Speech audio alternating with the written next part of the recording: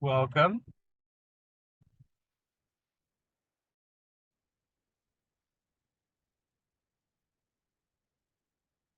The water situation in Mexico. We're gonna give you a few minutes so that people can continue joining the meeting, the webinar, and then we will begin.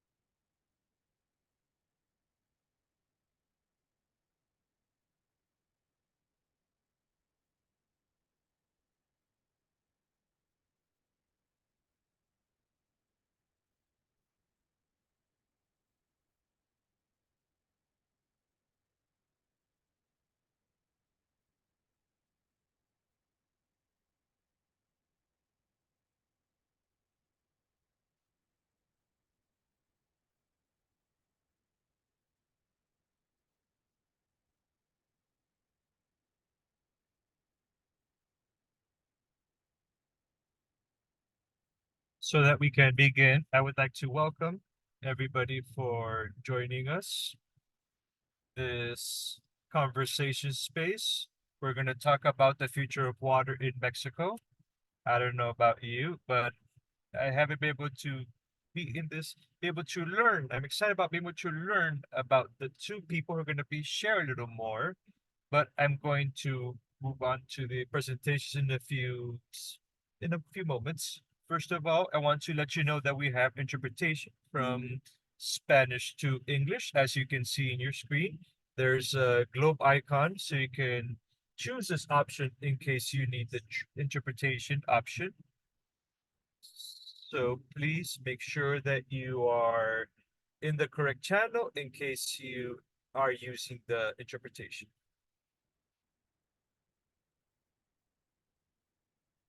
Having said that, my name is Karina Ortiz. I'm the Associate Executive Director of Copal in the state of Minnesota.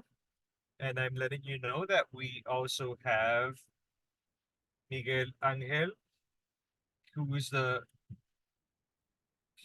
has a law degree with an my apologies. I think I'm a bit more nervous than the panelists themselves, but I'm gonna begin again. Miguel Angel Peralta. He has a law degree. He obtained the Outstanding Performance Award from the Universidad Tecnológica of Mexico and the Asociación of Consultores Derechamente Territorio, DAT. He's gonna also a candidate for the master's degree in specialized in energy, environment, and the use of resources in Vanderbilt University. So congratulations for this. Thank you very much. We also have Janet Ortiz. He's a doctor in sustainable development and a Master of Science in Local Development from the Faculty of Economics Vasco de Quiroga, Universidad Michoacana, San Nicolás de Hidalgo. So welcome, and it's an honor to be with all of you here. Thank you very much.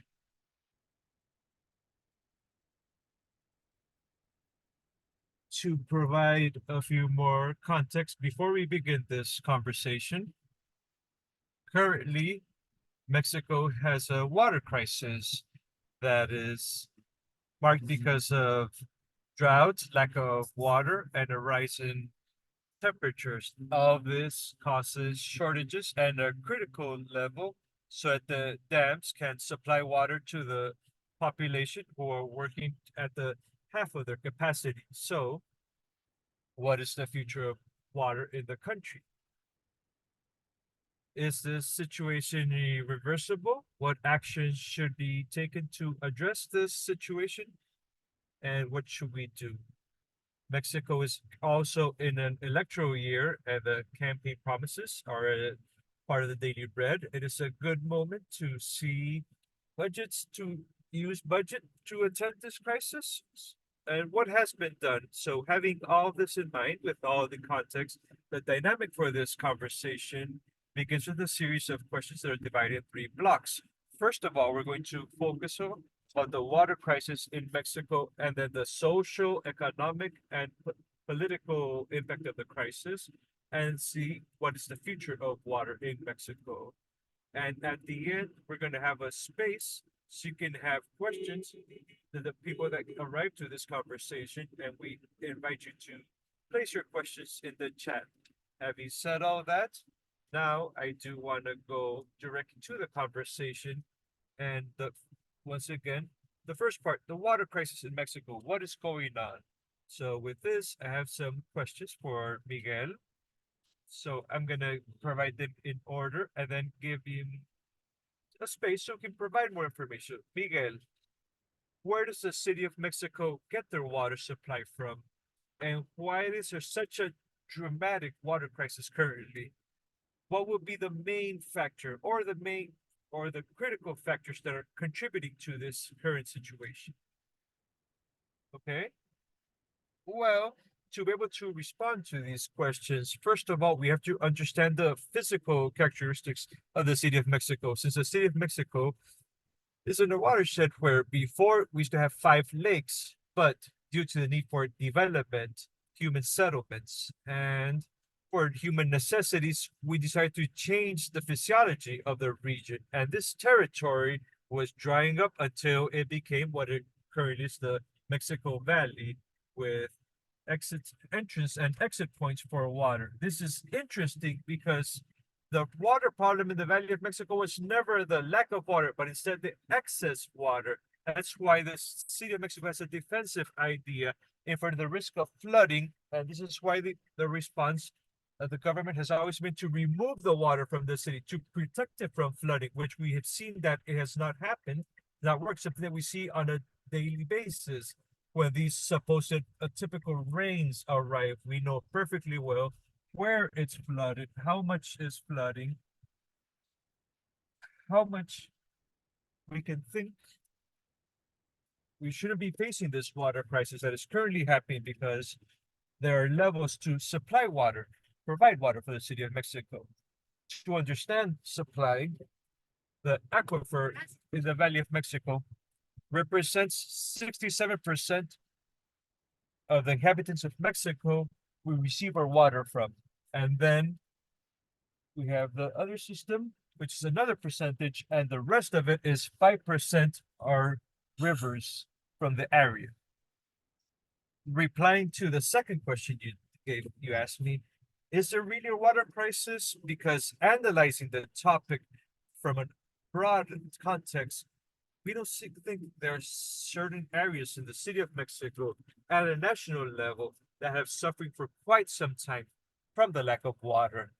Why is there a lack of water in the country? Because of droughts, because of low levels in the dams, because of overexploitation of water, climate change, or the use of water in agro industry, which is a very complicated topic. So for this, we have to see that water in the city of Mexico is used in a different ways, because in the Valley of Mexico, 70% of water is for public supply, for agricultural activities.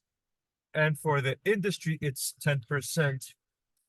And thermoelectric, barely 2%. At a national level, public supply is only 14% of the total of water. And agricultural activities, 76%. And 5% for the industry and your electrics as well. What does this mean? That according to what I mentioned previously, for the reasons why there's a lack of water, Conagua they monitor the droughts, and the final publication, which you had April 15th, they mentioned that 78% of the country is affected by droughts. Before, we would see that the country was divided by areas. They always see, and they would not suffer this shortage of water. But we do know that there are some that do suffer from this. And this reflects what is currently happening, particularly with the case of the city of Mexico. It's categorized in its totality as a severe drought. This is very important. But we understand that in Mexico, it's not that we don't actually have water. The problem is the bad distribution and the bad management that we have of water. because there is water in the country. The problem is that every day we have less and less. This is why the city of Mexico, there's an overexploitation of the aquifer. We exploit 250% of the aquifer that we have, and this is why we see in large parts of the city of Mexico, the Chamana systems have hydric stress, have a capability of 782 million cubic meters. And until March of this year, we saw, according to the Kanawa sources, 30% of their capacity. We talked about it day zero for the city of Mexico. But it wasn't that the city of Mexico was without water. Instead, that the supply that we had from these systems was not going to be enough, and we're not going to have the capability. But going to seeing this in perspective, the city of Mexico loses between 30 and 50% of the water in leaks because of a bad hydraulic system. So if we see the numbers that I mentioned, we are losing everything that supplies us in the Cutzamala system. We lose it in Mexico. And we can have a great infrastructure system, but there's going to be a moment we're going to have to go punt no matter the improvements that we see. Regardless of what we do, we're going to lose it here. That's another problem. So, as we can see, due to the city's geography, we have natural problems and this type of human problems as well as the leaks. Those are the two ones that were represented. The other great problem that we have is at the national level, 75% of the water comes from the agro-industrial sector. And much of this is handled by the irrigation systems. Well, they have access to volumes of water that are very elevated that they can make the most of this, but the government does not receive a single peso for all of this that's taken advantage of. What does this generate? To see this is a problem because those that do have this volume, they generate a business because of the water that they have received. So they have the priority. There's an interest, a business interest instead of before the human water consumption. So we see that there is not a correct distribution of 75% of the water. So we understand that these authorities that are in charge of handling the water, they don't have the budget to verify this. But now, has 21 million pesos, less than what they had was distributed to them, assigned to them in 2023. And it's the same thing that they have for the past 10 years. That's what's been allocated to them. And this budget has to guarantee the verification of direct concessions at a national level with only 180 inspectors. This is a very complicated work because this type of concessions cannot be verified, and there's a volume that is extracted from a larger quantity, and there truly is no control. There are clandestine wells, and there's a bad management of the water that there is. This is why there's overexploitation of the water. That besides climate change that is affecting us, well, we have a very complicated situation at the Mexico Valley. Thank you very much for answering this by providing the context and answering those questions once again. What is the question or what is the current situation? But having said that, I would like to, if you can extend a little bit, what's the situation in Michoacan and how is it connected with what Miguel has already shared? Thank you very much, Carolina. Yes, as a matter of fact, I can say that what my colleague Miguel mentioned, there's a bad distribution or inefficient distribution of the water. I would like to share with you a pair of maps that we hope that we can see. One has to do with the distribution, the diverse distribution that there is in the country with regards to the way in which the precipitations. Can you see my screen right now? Yes, now we can see it. Yes. Okay, thank you very much.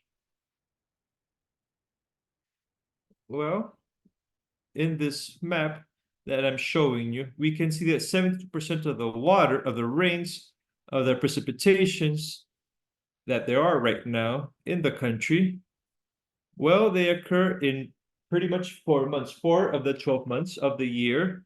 And as we can see in this image, the precipitation is not the same. It's not equal when you compare from north to the south.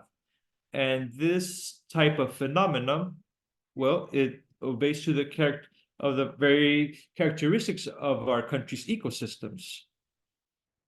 When we talk about, for example, about the amount of water that falls in Mexicali, the northern border, thinking about an analogy of a pool, well, the pool, for all the rain that falls within the pool, it's going to fill up to just 4%. And in the southeastern part, all the rain that falls in, it would fill up a pool to about a 4-meter pool. The amount of water that falls or rain that comes compared from the north to the south, it's very different. In this sense, I'm interested in also share something that Miguel Angel mentioned has to do with this part of with the droughts. As you can see, there are different states in with regards to this. What we can see is the intensity of these droughts, and precisely what Miguel Angel mentioned with regards to these exceptional droughts that we mentioned, these exceptional droughts and other types of droughts that are covering the country. What we can see in this map completely are some areas where we identify droughts that are categorized as abnormally dry, a climate that is abnormally dry. As you can see, it is practically in the entire national territory. This has to do to different phenomenons, just like I'll try not to repeat the same things, but it of course has to do with the change of the use of the soil, and this change in the use of the soil for the agro industry, but as well as the as urban development and the housing development. So what can we see currently in Mexico? Well, 60% of the bodies of water have some degree of contamination, and we can see that at least 71% of the territory has a degree of high hydric pressure or very high. And you can see it's a circumstance that is a very interesting thing to analyze. And precisely when it comes to Michoacan and the link with Mexico City, just like Miguel Angel mentioned, one of the sources that supplies the city of Mexico is a El Bosque Dam, this part in the western part of Michoacan. Just to illustrate our people that are listening, is the Mariposa Monarca area, this area where the Sierra Madre area, that's just where we can see this El Bosque Dam. So this dam is the one that supplies as part of the Cuchamala for the city of Mexico. In the past, with this news that the water supply was going to be closing, it was coming from the Bravo Valley.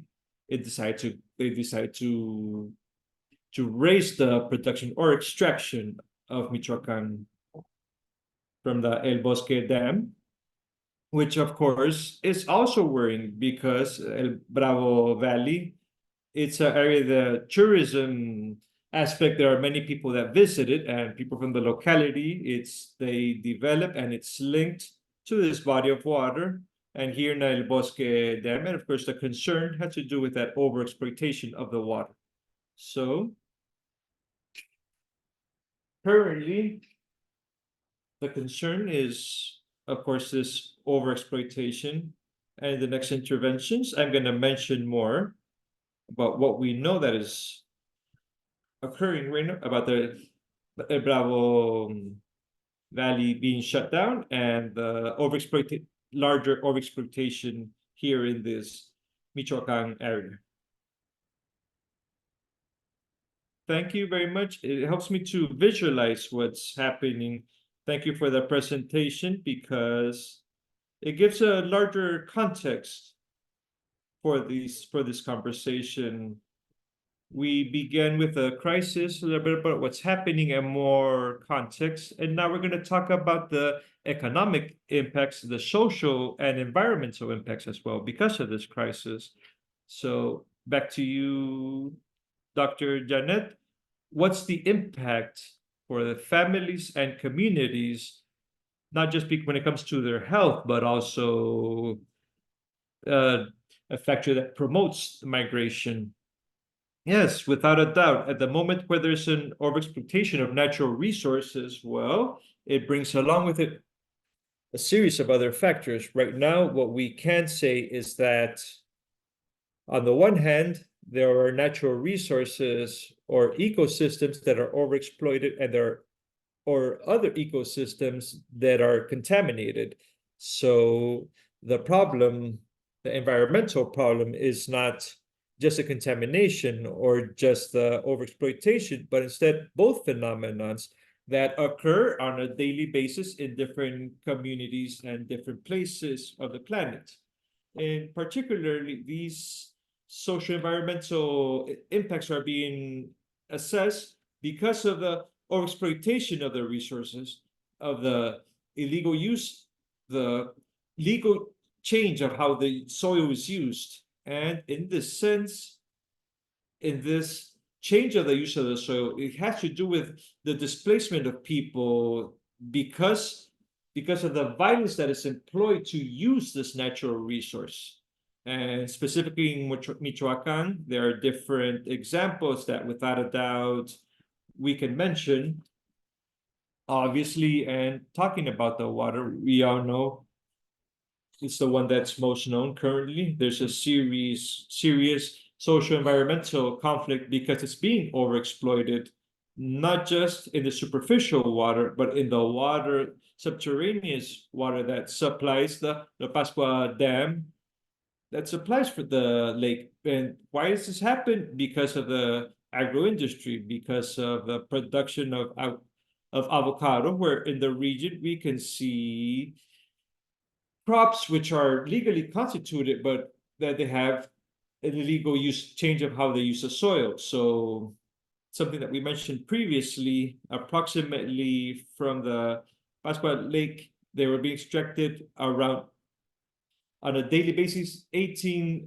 It was a serious problem that had to, not only because of the supply of water or the guaranteeing water for biodiversity for the Pascuaro Lake, and also the possibility that the people that live in the Janitzio Island, or those that work or live from the tourism sector, they're also having a problem because they have a serious problem to reach the island. So you start to see the problem starts rising, a problem that was occurring from years in the past. So what is happening in Pascuaro right now? Well, there's a community group that is taking care of this and ensuring that there's a correct use of the water, because like Miguel Angel mentioned, the water is not the water just for all Mexicans. It's that there's different legal aspects that have to be covered for the use of the water. In this case, in this change of the use of the soil, well, it's been a serious problem for the supply of water and a social environmental aspect for the entire area. So what have they seen? This is several pipelines that have been very, very complex pipelines to be able to supply the water in the high areas that also prevents the water reaching for the lake, and a series of factors. In the Cuitzeo Lake, here near the Morelia city, I'm sure that many of our colleagues that are present here, they've seen some images of the Cuitzeo Lake. That's a lake that's dried up completely, and that, among other circumstances, it has to do with the water that no longer goes to the lower area.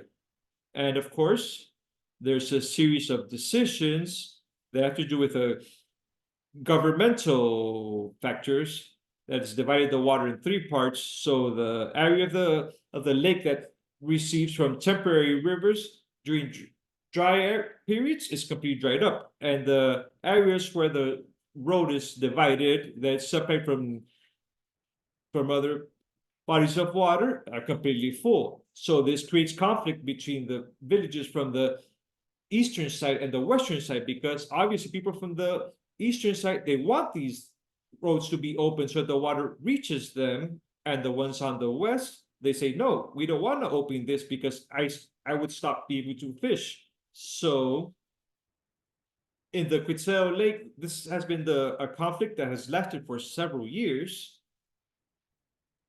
that is caused because of this bad use of the natural resources and these governmental decisions that are taking place in desks instead of actually using serious feasibility studies. Excellent point of view. To move on to the next question for Miguel Angel. My question for you is, how have these climate policies from the government affected the severity of this water crisis? Well, in this case, there has been a bad vision from the part of the government to address the water problem. Why?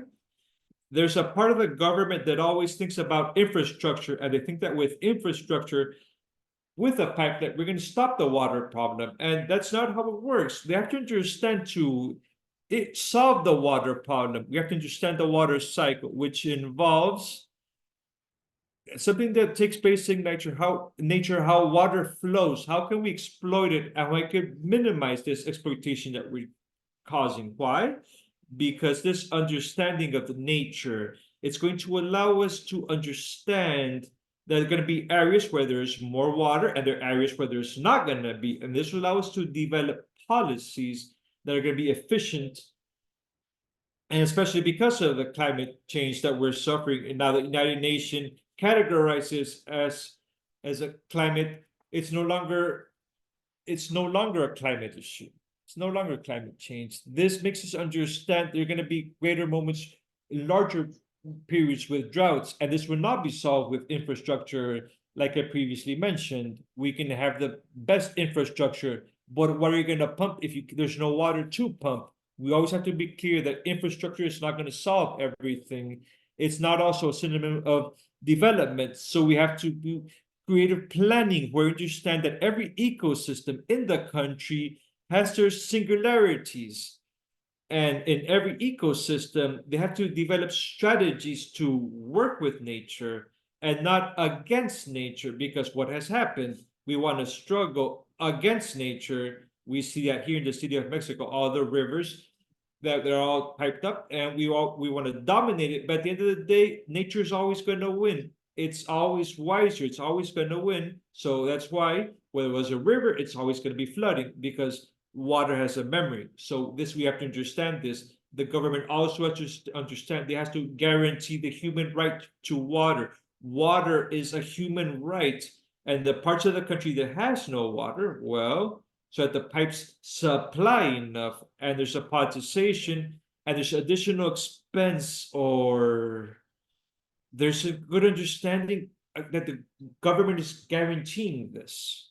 So the society also has to see that it's very difficult to move water, and that the price that we pay to move water is very low. It's very low. Approximately, some numbers that are vanished, around 30 pesos per cubic meter is what we have to be paying, and we're actually paying 10. But when we mention these topics, it's very complicated. However, there are certain investment that the government has to guarantee in their public policies. And it's, for example, that we see an example that 10% of water's spent, it could have been used a public policy to improve the hydraulic system in the city of Mexico and finalize this shortage of water, because we would solve to 40-50%. Obviously, it's going to happen. It's not going to happen in the next few years, but this part is required. We do need efficient public policies because this is going to help us understand this problem. And we generate social well-being through a good policy and a better life quality. So there's a correct management of water towards a perspective to a renewal. It's updated and always thinking from the watershed, that the watershed where it receives the water, from the experience that we have, to see new schemes and new paradigms for water. That these regulations generate a good quality of water, because we just saw what happened right now here in the city of Mexico, in Benito Juarez, where there was toxic material in the water, where people were drinking the water and they had health problems in their skin. And this is something very serious, because they don't monitor the current regulations and legislations in an efficient manner, in a real manner. And for this, we should manage public policies that have a equal distribution of the water, because currently water is distributed in a way that only for the industries or only for certain sectors receives this type of supply, and also guarantee in these policies investment for development and in the same infrastructure. Why? Because this will allow us to have a better management to how to handle the water crisis, not just now, but also in the future. The proposals that have to be made have to go beyond 3-4 years, has to be at least proposals for from 2050 to 2060. Understand that we have modification. There's legislation where we see organists and other the councils, but they don't take the social participation.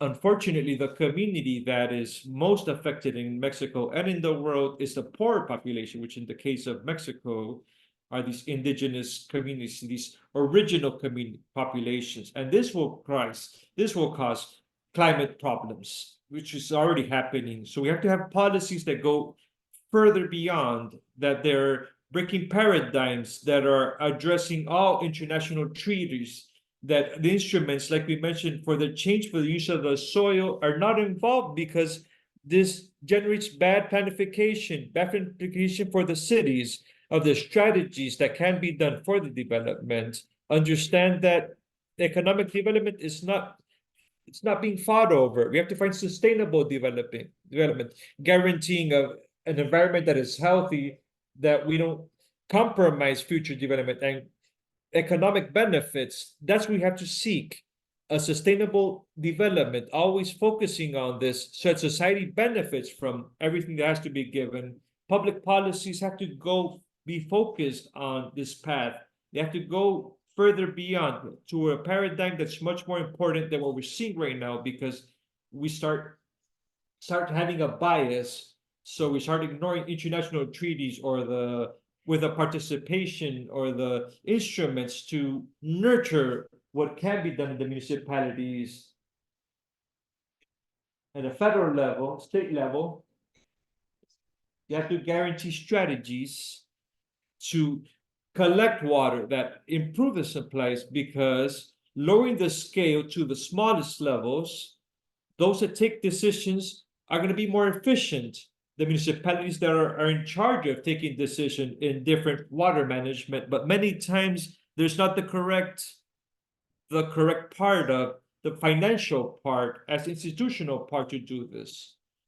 It allows that the 3 government institutes to establish strategies so they can intervene, good participation, and there's no segregation of everything that's happening, and there's attention to what is happening because of the ecosystems that are handled in every part of the country. Many of the answers to these questions bring us back to what are decisions, to who takes the decisions, and how do we implement them. At the beginning, I mentioned that we are in an electoral period, and we know that there are promises from all sides for these electoral campaigns. But I would like to know, and this question is for both of you, if that within the candidates that exist right now, if you've heard any proposal, feasible proposal that would be sustainable and would actually help to address the situation.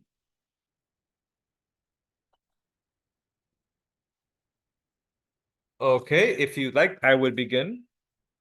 From the proposals that have been made at the City of Mexico at a prudential level as well, these are all technically feasible. These are really good.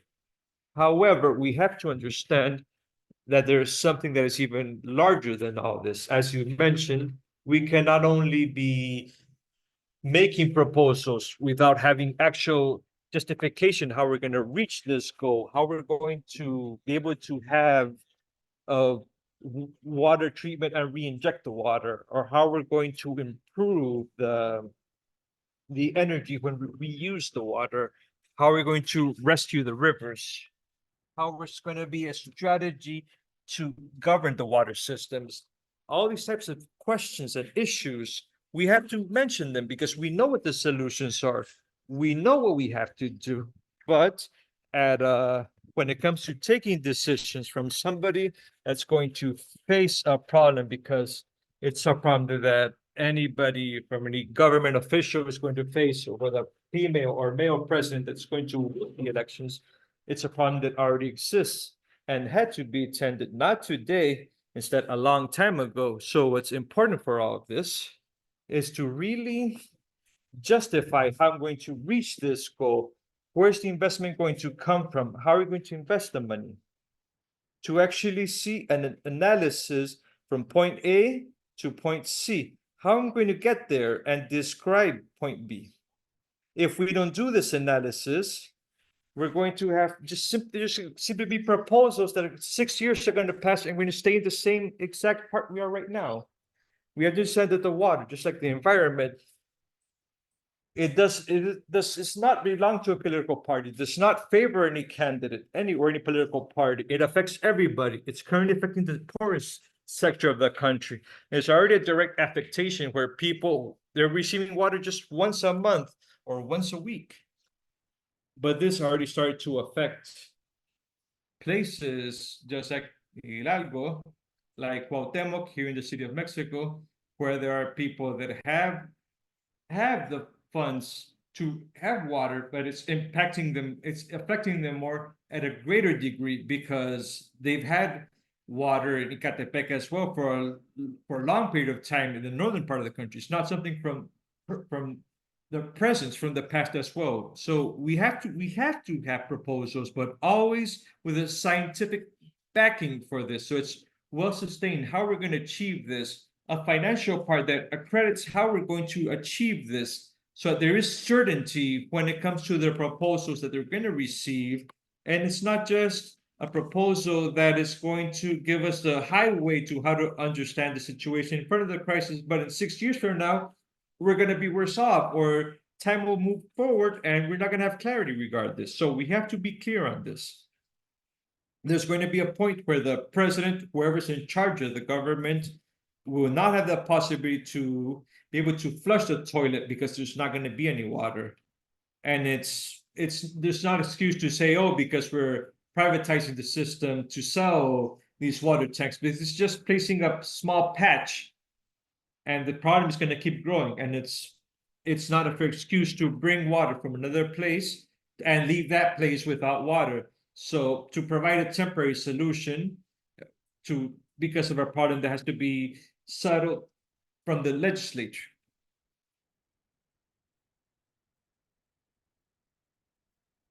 Yes, I think that precisely with this process of this change of the government here in Mexico, I think that, to be completely honest, I don't think there has been, or I haven't heard any proposal when it comes to environmental, a very cohesive proposal that has to do with the very necessities of the villages that are basically at the mercy of several circumstances, environmental circumstances, just like Miguel Angel mentions. For example, what's happening in Benito Juarez. like certain circumstances in Michoacan or with the avocado in Aurapa that are disastrous that have been we've been warning about this from 15 years ago. We knew this was going to happen, that because of these overexploitation of these aquifers. So, and nothing was done, and nothing was done to solve this issue. So I think it will be important, and it is very important and socially relevant that all these political actors, when they go to the people, it will be important that people point this out to them. There's a 2030 agenda for the sustainable development that at the end of the day, it doesn't impact the localities. And we ask the government, the current government, and of course the government will always say, "Oh, we're doing really well. Everything is going well."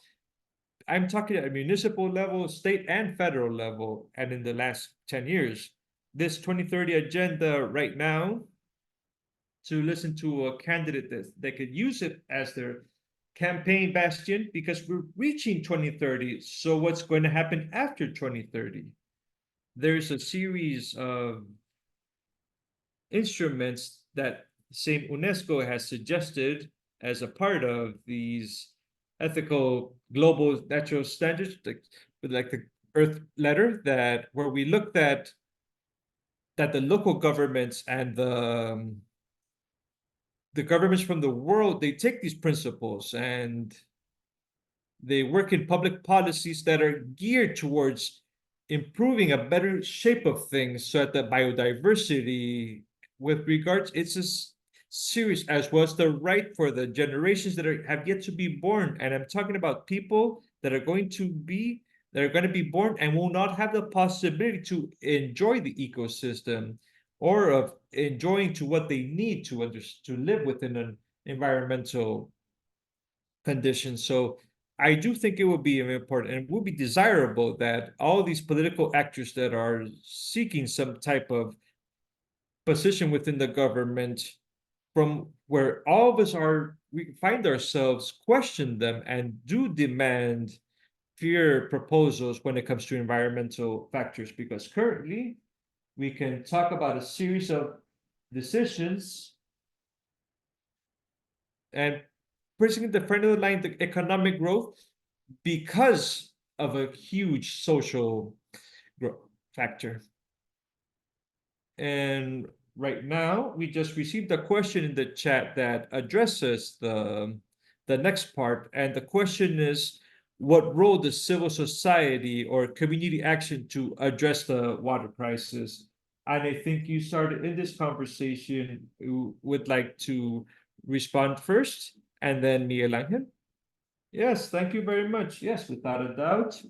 Precisely here in Michoacan, in the indigenous areas, there has been a series of circumstances that are very interesting that have been occurring, particularly with self-governments, those indigenous communities that have decided to use their traditions as a reference in order to make decisions. And this precisely arises, as many of you know about the case of Cherang, it occurs in Cherang because of the overexploitation of the forest that was taking place by the people that were felling the timber. All these environmental conflicts that were occurring in this area were precisely because of people that wanted to take over these natural resources. So there's citizen observatories when it comes to sustainable development, but precisely the role of civil society, especially in those local institutions where the local authorities, municipal presidents, they are, yes, at the front line, going neighborhood to neighborhood, looking for people to, they are openly questioned and discuss the topic. There are organizations from civil society that fight for this. Yes, here in Morelia, for example, there's the Jardines de la Misita. It's a swap here in Morelia, and here it's close to a paper paper factory, and here, and they've been working when it comes to environmental expert or under the principle of taking care of the swamp. And we have to mention that it's one that in more than one occasion, they've tried to see how to supply another part of this part of Morelia from this swamp. And in contrast, with the change of the use of the soil in those places where the water is loaded, and obviously when it rains, it floods, and it's impossible to supply these subterranean aquifers. So it's very important.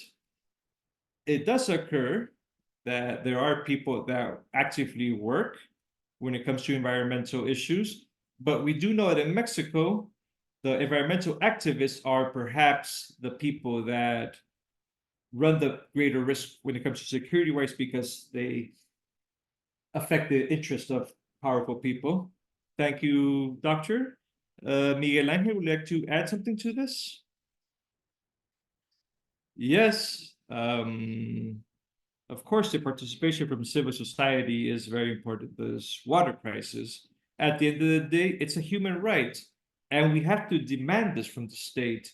We have to demand it. Precisely right now, we were seeing that one person mentioned in the chat that contamination still occurs. And the truth is, civil society is who allowed actions to take place, who pressured so that actions could occur. If this was not so, unfortunately, the authority would just wash their hands and blame it on somebody else. It's the only way right now that society has to pressure the government with manifestations, by blocking roads and doing all type of, well, to raising their hands and drawing attention so that attention is paid to them and they actually have it. And we understand that it's something that's not lost here in the city of Mexico and at the national level, because at the beginning of January, we saw that there were people that were protesting in the streets. There were people from Iztapalapa protesting because their water supply was going to be reduced. So this type of social movements, the social pressure and using the courts to demand the right to water, I know that it's complicated and we might need better ways to have access to the guarantee of these rights, because it's a right we do have, but we can use the tools and the elements that we have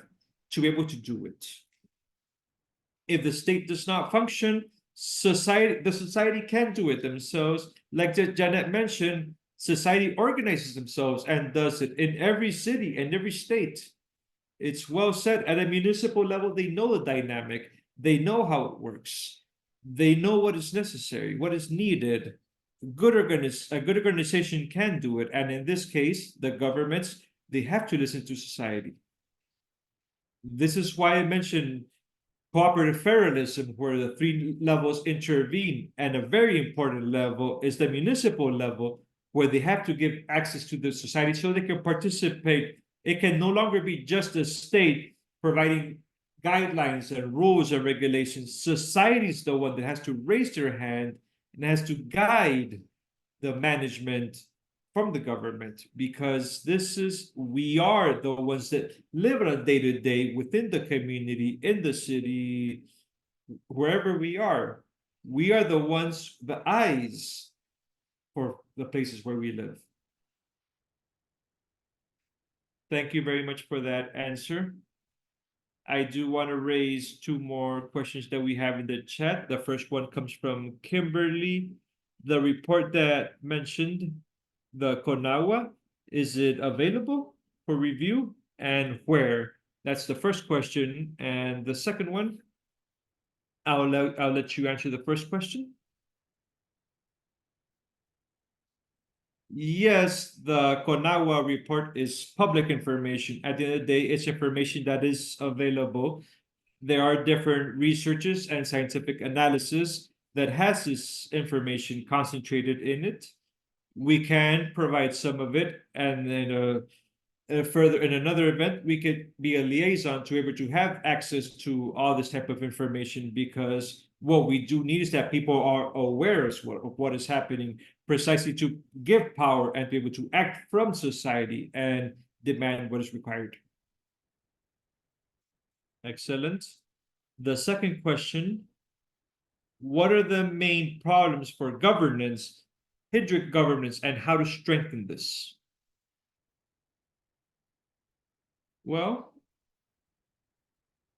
this part of governance has to do with the activity or the active participation from the different social actors and social sectors, like I mentioned previously in the Pascuaro Lake, mentioned previously,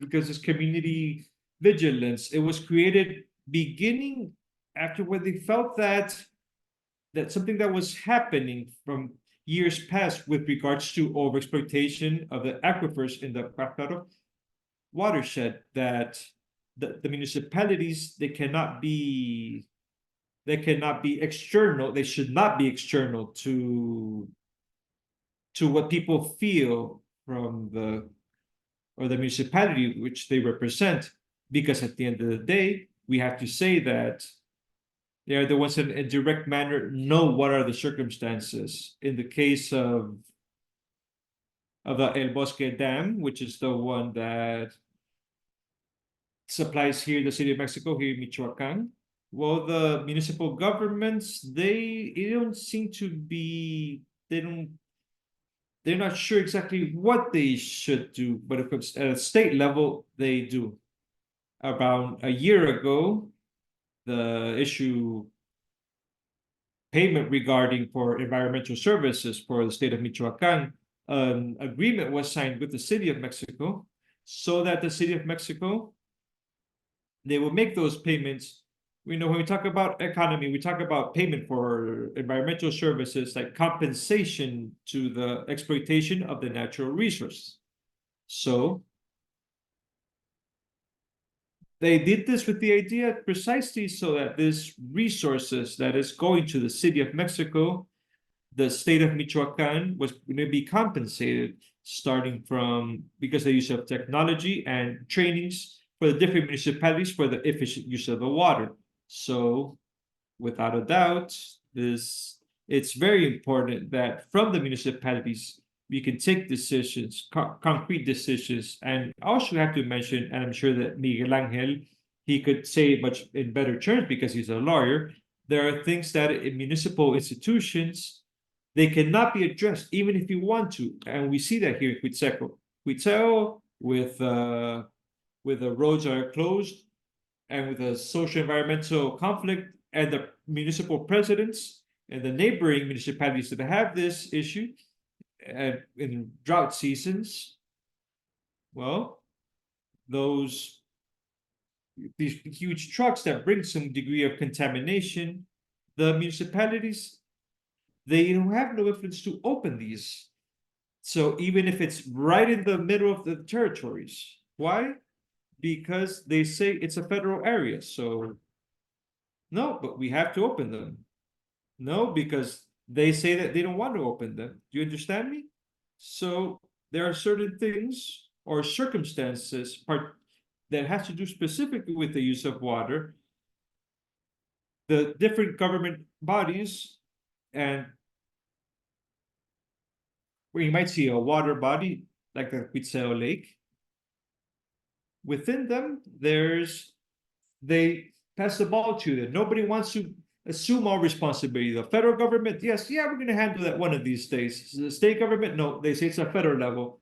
And now the municipalities say, well, now help us. And nobody assumes responsibility. And it's been difficult to hear from people that are, or that have been at the municipal governments in these areas where we have these type of problems, that we reach a state of desperation. There's a government institution that can solve this issue that are happening in my municipality, or affects all of us. So when it comes to governance, I have to recommend that this process of these self-regulated communities, like in Michoacan, it has caused precisely a use of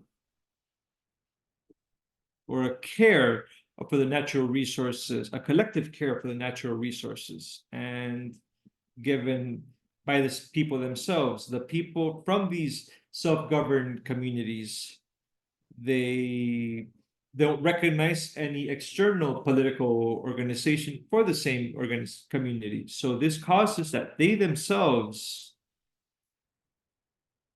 they take care of what for them represents this space.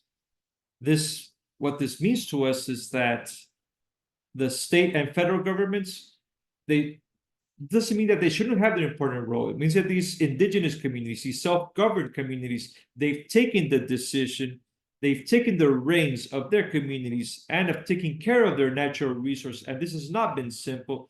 This has represented a conflict that is not a lesser thing when it comes to violence and political persecution. I think that opens the discussion for even more questions, and I can see that more questions are appearing in the chat. Thank you very much for your questions. I think that we need several hours for a more complete conversation, but take into consideration that we just have a few minutes for this first conversation. I would like to ask both of you to share your recommendations to how do we raise awareness for the community. Whichever you wants to begin, go ahead. Yes, of course. Well, for me, what's most important is to change the vision that we currently have, change the paradigm of how we have a water management that we see that is not efficient, and change the vision, change our mindset towards a water management that is sustainable, that is efficient, and that's resilient as well to the challenges that we have when it comes to environmental issues because of the climate change and because of everything that we're going to require from society, the exploitation. We need to have a transversal vision, understand that this is not something from engineers and lawyers and sociologists. It has to do a comprehensive vision, and we have to have a plan, an agenda that goes beyond just a 6-year term or 4 or 6-year term, that it reaches until at the very least 2050, where we can have activities that actually go with a measure generating certainty that we are making progress, and that in case what can be improved and mentioned in a different manner, we need to review the priorities for the people that still don't have drinkable water, access to drinkable water, because we know that people in the country still don't have it, and guarantee for the entire country that there's enough and that is constant, that is healthy water, and that is accessible, and that is very important because we cannot forget that water is a human right. There's also a residual water treatment system that is abandoned and is not being used, and investment was made for it, and many water treatment plants, yes, if the investment was already made, let's start using what we already have to generate a coordination scheme with the municipalities and the states, as well as the communities and group communities to improve the organisms that handle the water, because what we mentioned previously, there are problems in governance and we need efficient schemes to coordinate. We need to generate coherence in the public policies and to make the public policies compatible with the sustainable development objectives. This can function by promoting positive incentives and voluntary for the society that promotes conserving the ecosystems. We have to understand that right now, much of what is happening, it's not going to stay in the government. So the private aspect, if we can call it in that sense, the companies and society, they have to go beyond that. They have to see it as a vision of what I generate as an industry, my water footprint as an industry. How can I do something positive to minimize my water footprint? What can I do?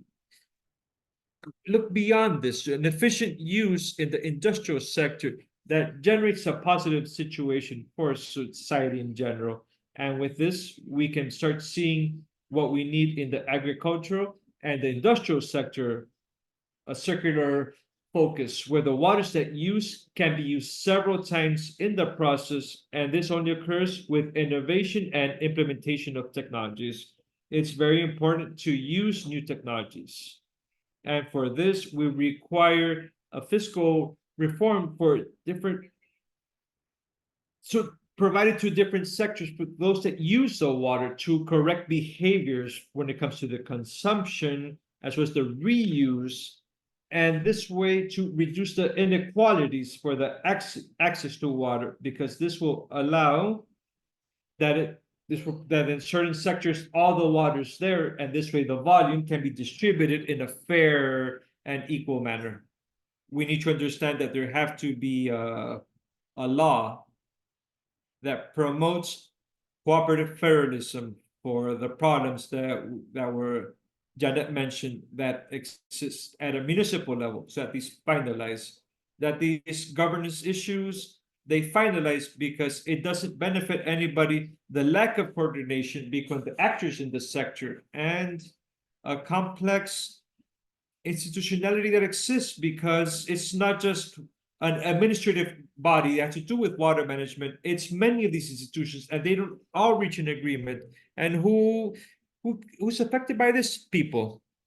The people that take the decisions from the seat of their desk, just by signing something, it will not be affected. People that do not have water will be affected. So we need a vision, water planning that's sustainable with a long vision, take into consideration everything to do with the circular economy, with making the most of the use of the water. And we're going to have greater climate challenges in the future. And every time we're going to have to be more resilient, because right now we already have a crisis, and the short term, we're going to have to spend less water, and it's going to affect everybody.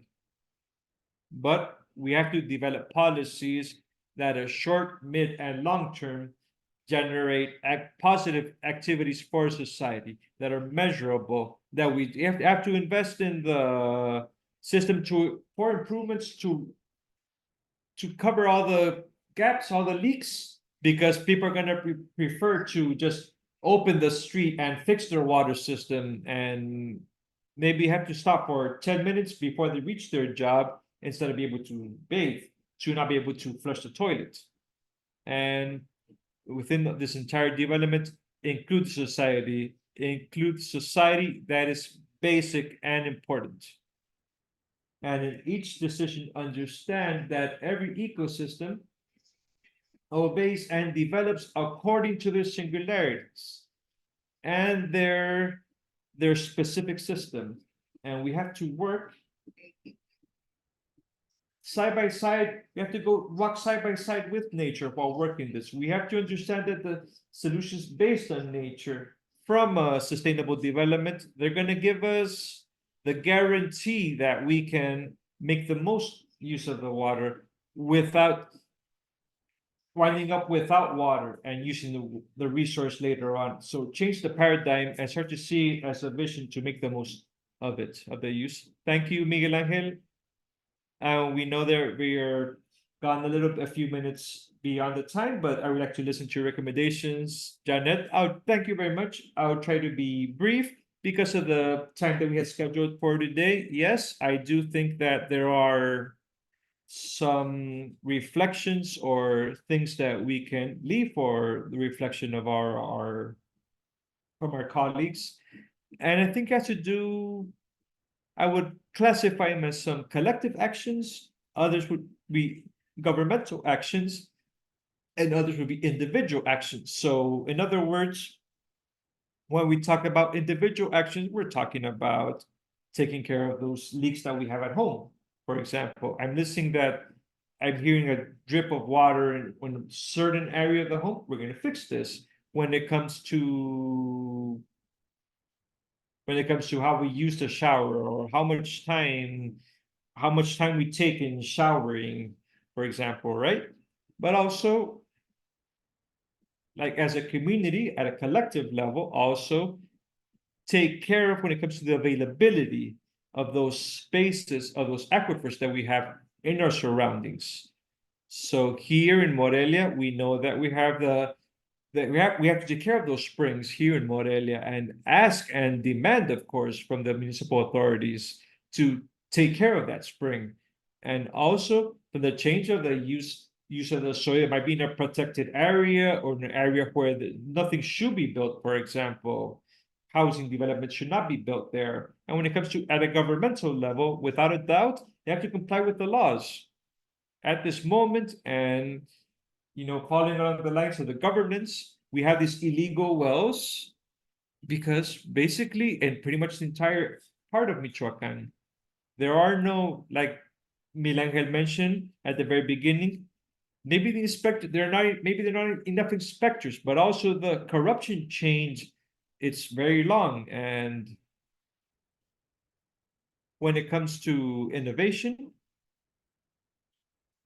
we have to be thinking and also promote and look that when it comes to the governmental decisions, as well as the domestic and collective decisions, the actions for innovations, well, that we continue searching for them. Like, for example, like those dry baths here in Morelia, we know that one of the university faculties that spends a lot of water because of the nature of the faculty have those dry baths.